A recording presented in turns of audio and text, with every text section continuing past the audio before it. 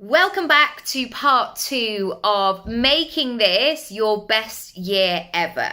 And what do you need to do and who do you need to be to make this happen?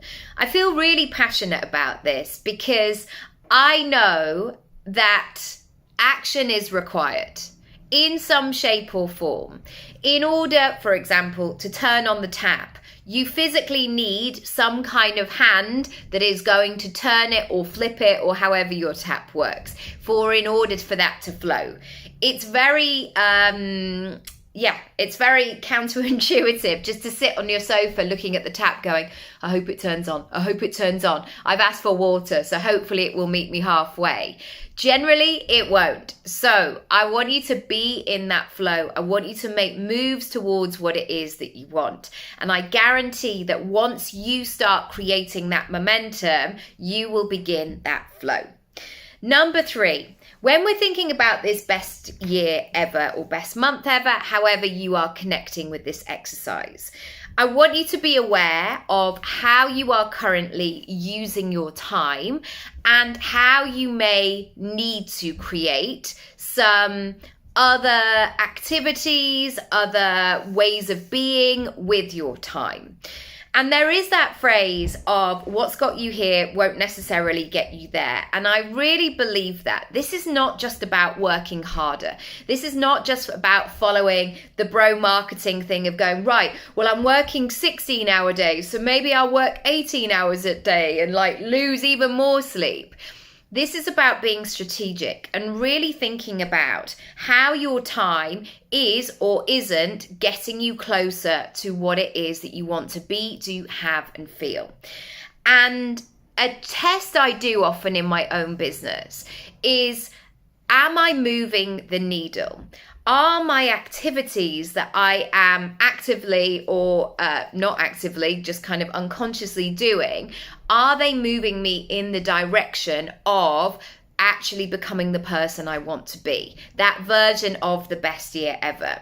And there's something as well, a sporting analogy of being in a boat. What will make the boat go faster? So, do you need somebody stronger at the front? Do you need a bigger breakfast? Do you need a deeper sleep? Do you need to train in a different way so your shoulder blades are stronger? Whatever it might be.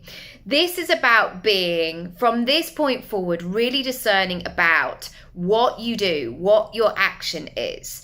And again, this is not just about making it, right, I'm going to take all my friends out of this, or I'm going to not do anything that I like. Or there's a lot of things with coaches where they say, okay, I'm never going to watch telly for the next 5 years. Well, the thing is, you might like telly. Telly might be connected to your business. So there is this fine line here, but based on what your goal is, your version of the best year ever will be able to give you those clues that you might be looking for in terms of how you're using your time. The next point in this section is about your energy. And this is about being in alignment and feeling really good.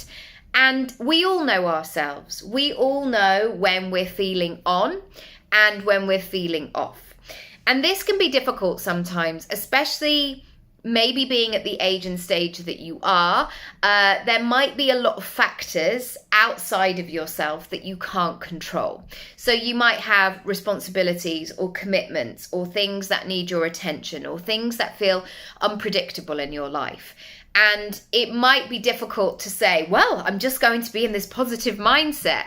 For many of us, that is not realistic. We all have these things humming in the background. However, we're looking at those points in the day that you can control. So it could be, I'm not going to go on my phone until I've had my first coffee of the morning. Or I'm going to make sure that I make sure I have 10 minutes of exercising and jumping around in the morning. Or I'm going to make sure that I don't have my laptop in my bed. Or I'm going to make sure that I get some fresh air. Or that I speak with my accountability friend or my coach every day. Whatever it might be. Those things that really give you energy, that give you that sense of, yes, I can do this.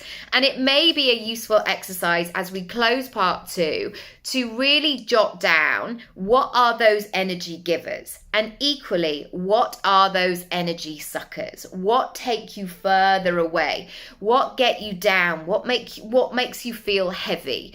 We're really looking for that lightness and that brightness where you have that sense of, oh my goodness, I can do this and I'm in the flow, and whatever that looks like to you.